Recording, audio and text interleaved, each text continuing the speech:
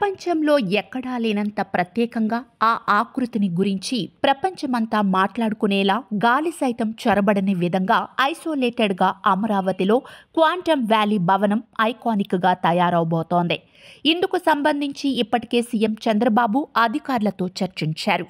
మరో వారంలో నమూనా ఎంపిక కొలిక్కి వస్తుందని భావిస్తున్నారు. క్వాంటమ్ భవనమే ఒక ప్రత్యేకంగా ఉండాలని ప్రభుత్వం భావిస్తోంది. ప్రపంచంలో ఉన్న ప్రముఖ కంపెనీలను అమరావతి క్వాంటమ్ వ్యాలీకి తీసుకొచ్చేందుకు అధికారులు సంప్రదింపులు జరుపుతున్నారు.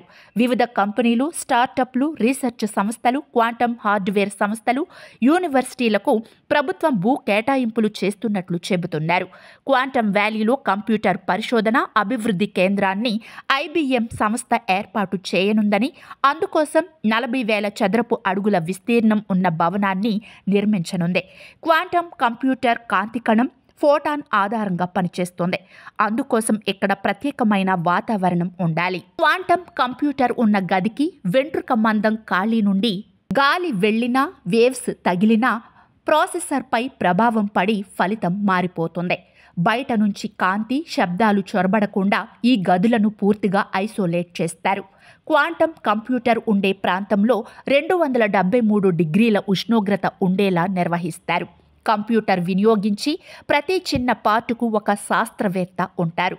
క్వాంటమ్ ఫిజిక్స్, క్వాంటమ్ సెన్సింగ్ వంటి వివిధ టెక్నాలజీల మేళవింపుతో క్వాంటమ్ కంప్యూటర్ రూపుదిద్దుకుంటుంది.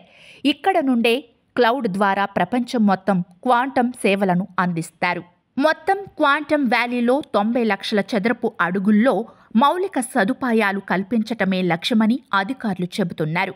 ప్రభుత్వ, ప్రైవేటు భాగస్వామ్యంతో హైదరాబాద్లోని హైటెక్ సిటీ మాదిరి డెవలపర్లు భవనాలను నిర్మిస్తారని, ఆ స్పేస్ను వివిధ కంపెనీలకు లీజుకు ఇస్తారని, ఇందుకోసం ఆసక్తి చూపే సంస్థలకు ప్రభుత్వం భూములు కేటాయిస్తుందని, భవన ఆకృతులు ప్రభుత్వ నిబంధనల ప్రకారం ఉంటాయని, ఇక్కడ సుమారు 60,000 మంది నిపుణులు పనిచేసేలా మౌలిక సదుపాయాలు అభివృద్ధి చేసి ప్రపంచంలోనే ప్రత్యేకంగా క్వాంటమ్ వ్యాలీని తీర్చిదిద్దాలని ప్రభుత్వం ఆలోచిస్తున్నట్లు చెబుతున్నారు.